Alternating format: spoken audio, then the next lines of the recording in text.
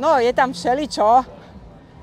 Aj veci, ktoré tam nepatria. Sme na festivale Pohoda 2024 a sme v separačnom bode, kde dobrovoľníci z Ecomenius radia ľuďom, ako správne triediť odpad.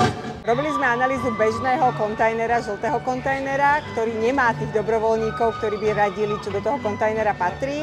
Tento kontajner sa nachádza na runwayi a ľudia do neho môžu hádzať odpad, keď idú po festivale.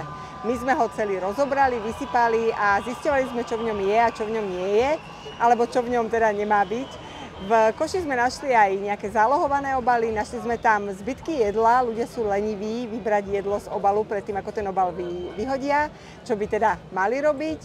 A aj zo pár vecí, ktoré tam naozaj nepatrili, napríklad tam bol vak, ktorý je síce možno z plastu, ale nie je to vec, ktorá by patrila do plastového kontajnera, patrí buď do triedeného zberu textilu, alebo na nejakú charitu, alebo niekomu venovať. To je však na festivale veľmi ťažké urobiť. Tie miesta, kde môžu ľudia odovzdať vlastne zálohované obaly, ich je viacej. Máme teraz aj vďaka partnerovi mobilné týmy, ktoré to zbierajú priamo od ľudí. Samozrejme máme tu špeciálne nádoby, do ktorých je možné tento obal vrátiť. Odberné miesta, kde teda aj s inými odpadmi je možné tento obal separovane vrátiť. Následne tieto obaly sú spočítané a tento záloh správca preplatí potom organizátorovi festivalu a je na organizátorovi festivalu, ako tento záloh potom využije. Môže to byť na dobročinné účely. Najčastejšie chyby sú tie, že ľudia nestlačajú odpad, ktorý patrí do bežných kontajnerov. To je presne ten rozdiel, či sa nejaký obal zálohuje alebo nezálohuje.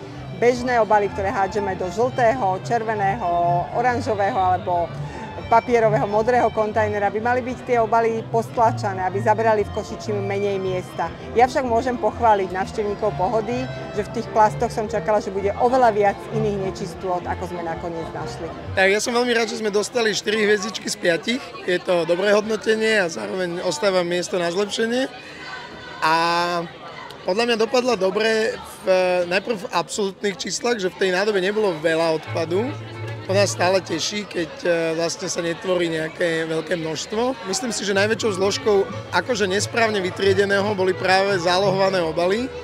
A myslím si, že to je taký ako keby časový faktor, že keď sú ľudia na pohode, chcú si užiť každú minútu a niekedy si proste povedia, že ušetria ten čas a ten zálohovaný obal vlastne vhodia do v podstate materiálovo správnej, ale nie úplne presne vytriedenej nádoby. Častá otázka, či treba odpad umývať. Odpad rozhodne netreba umývať, stačí dobre odtiaľ odstrániť všetky zvyšky jedla, kozmetiky alebo obsahu a ten obal môže ísť do koša neumytý. Takže ja by som chcela veľmi pekne pochváliť nielen organizátorov, ktorí umožňujú, že tí ľudia majú kde dávať odpad, ale aj návštevníkov, ktorí k odpadu pristupujú skutočne zodpovedne.